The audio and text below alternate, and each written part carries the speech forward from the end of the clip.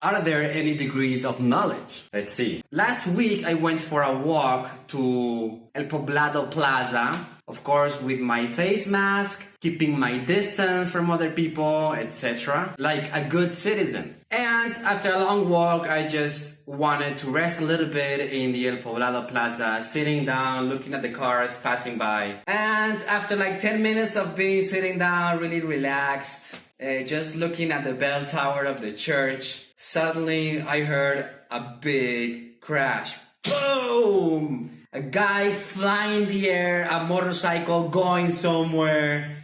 I mean, it was nuts. There were just a few people passing by. Some of them looked at me and said, yeah, motorcycle drivers, they just do not know how to drive. They just bought their license. I was like, okay, what else can I say? Might be true, might not be true. But I thought maybe the pedestrian was guilty. Maybe the driver was guilty. So yes, there are different degrees of knowledge. The first one is opinion. The second one is belief. And the third one is knowledge. Knowledge is true knowledge. With this little anecdote, I'm going to help you guys find the difference between opinion, belief, and true knowledge. Opinion. What is opinion? It is just a subjective assessment. For example, those people who were passing by and told me, hey, motorcycle drivers, they just do not know how to drive. They just bought their license. That is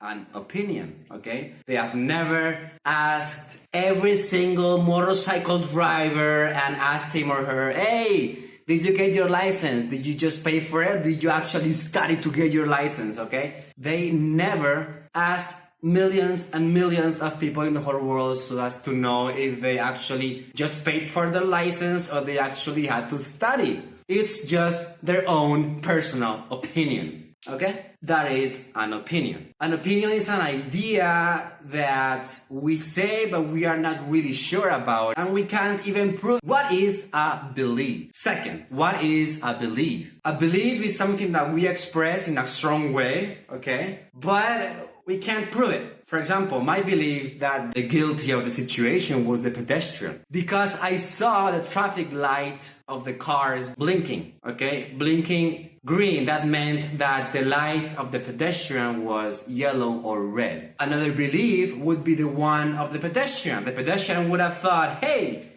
the guilty one was the one on the bike. Or the one on the motorbike thought, hey, the pedestrian was the guilty one. Okay, so we all had our beliefs, etc. What is knowledge then? Knowledge is something that we are sure about and we can also prove. To be able to give reason to what we believe is actually part of knowledge. It is actually a characteristic of knowledge, of true knowledge, of knowledge itself. For example, the next day I was at my home, tired of being inside of four walls, and I said again to myself, hey Juan, just go for a walk to El Poblado Plaza. So I went, and I always do the same thing. I just sit down, relax for a little bit for like 10-15 minutes, and then I go back home. Okay, so while I was sitting down for 10-15 minutes, I realized that, hey, there is not a light for pedestrians. So pedestrians do not know when to cross and when not to cross. So I thought to myself, hey, yesterday I was so sure that the pedestrian was the guilty one. And today I realized that it's not like that. Who's the guilty one if there is no light for a pedestrian? If there is no pedestrian lights? The government! Who is to blame for a road in which there is no pedestrian light? There is no light that a pedestrian can follow so as to know if they can actually cross the road or not. You tell me. The government? The Alcaldía de Medellín?